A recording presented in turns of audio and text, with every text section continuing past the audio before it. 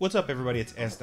So it's been a few weeks since my last upload. I was traveling for work for a few weeks, then I went on vacation, and then I started a new job. I'm here to tell you right now, we don't care. Let me tell you something. We don't care. Because of all that, I haven't been able to make it to the range, but that's okay because today I have a special treat for you all. Well, more or less a special treat for myself. I'm gonna be putting together my first AR. Okay.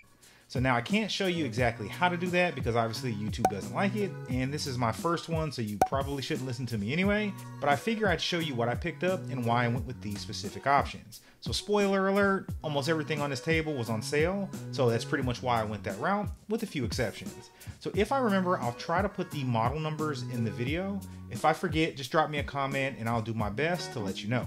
So let's first start with the stripped receiver, the stripped lower, excuse me. I didn't want to go super cheap, so I pretty much went basically one step above that. I got this M4E1 lower by Aero Precision, and obviously for the most part, everything on here is Aero Precision, because again, they have a pretty decent price point, and they had pretty decent reviews. So this one specifically, I liked this one because it had like retaining screws on the back and on the bolt catch.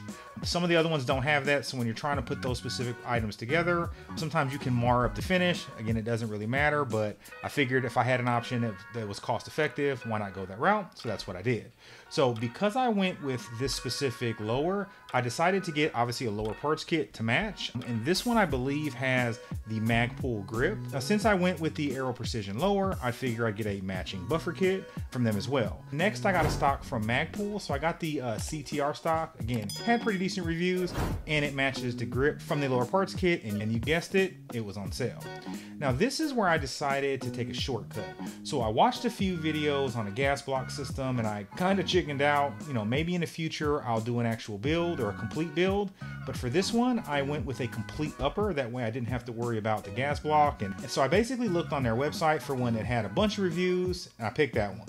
Probably not the best way to do it, but I just plan on plinking around at the range. You know, I'm not going into battle or going on a quest to save humanity, so I figure this will probably work. Next, I got this charging handle because again, it was on sale. Again, that's gonna be pretty much the theme. And I got majority of this stuff actually around Black Friday, and I pretty much just been putting off doing the actual build, but today I'm actually going through with it. And finally, I bought 2 bolt carrier groups by mistake.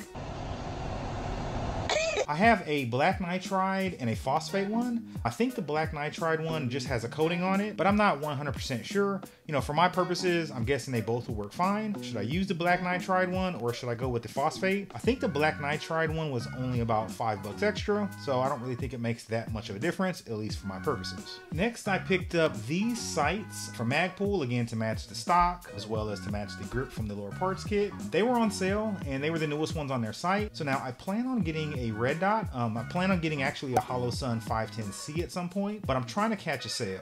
So Academy had them on sale a few weeks back for, I think it was like 10% off, but I'm also looking for a slightly better deal if I can find one. I also need to get a sling. I started looking a while ago, but then honestly I forgot about it. So if you guys have any recommendations on what slings you like for your ARs, definitely drop them in the comments and I'll check them out. So now that pretty much covers everything that's, you know, rifle specific on this table, maybe except for the magazines. And again, I just picked up a couple Magpul P-Mags. I'll need to get some more at some point because I think I only have 2, maybe 3, but obviously this should work for now. The rest of the stuff on the table is pretty much here to help me put it together. I also picked up a vise and a torque wrench, but those are in the garage at the moment. So now, is this my first rifle? No. I actually had a Springfield Saint a few years ago. It was before they came out with the Saint Victors. I kept it a few years, but I ended up getting rid of it before I even shot it. I didn't want to shoot it at the indoor range because of how loud they are. What? Bro, what are you talking about, man? So whenever someone starts shooting an AR at the range, I usually leave because it's just that loud. So now I know that's kind of weak, but you know, shooting is supposed to be fun, and when it's not, I leave, I check out. Now that I have an outdoor range, I figured I'd give it another go. I'm going to set a stopwatch to actually time how long this takes me. I'm not super mechanically inclined, so this should be interesting, but let me go ahead and stop stalling and get to it. Okay, so I'm gonna actually go ahead and get started with the lower receiver using the lower parts kit. I have a bench block here. If I need to go out in the garage and use the bev block and the vise, I will, but I'm gonna see if I can actually put this together at the table. From the videos that I've seen, it looks pretty easy, but I guess we'll see. So one of the things I really like about the M4E1 lower parts kit from Aero Precision, and I don't know if other manufacturers do this, but they actually have the bag broken out by the additional lower parts kit, the fire control group kit, and then the additional parts kit. So I kind of like how they have things separated, especially for novices like me who don't necessarily know what parts are what. It's kind of nice that they have them split up. Okay, so we got the bolt catch installed. Got a function check. All right, looks pretty good. On to the next step. Okay, so I just got the bolt catch pretty much installed. Pretty simple. So far, so good. Got the pivot pin installed. And let's just say that was not fun. I did use this little tool here. Made life a little bit easier. And I only lost the spring, I think, twice. Now it's time to move on to the trigger, and again, I didn't get a special trigger or a souped up trigger. I pretty much just got the one that was in the lower parts kit.